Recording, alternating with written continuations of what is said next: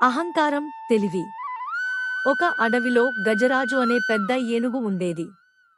దానికి తన బలం మీద చాలా అహంకారం. చిన్న జంతువులను చూసి నవ్వుతూ ఉండేది.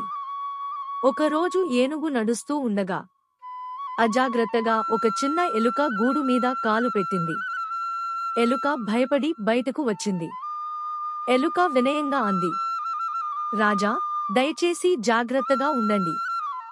ఏనుగు నవ్వుతూ అంది, నువ్వు చిన్నవాడివి, నాకేమి చేయగలవు?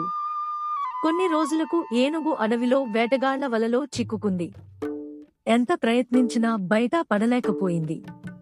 అదే సమయంలో ఎలుక వచ్చింది. చిన్న పళ్లతో వలను కరిచి ఏనుగును విడిపించింది. ఏనుగు సిగ్గుపడి అంది, నిన్ను తక్కువగా అంచనా వేశాను. క్షమించు. ఎలుక నవ్వుతూ అంది, చిన్నవాళ్లు ఉపయోగపడతారు. నీతి. అహంకారం నాశనానికి దారి తీస్తుంది. బలం కంటే తెలివి గొప్పది.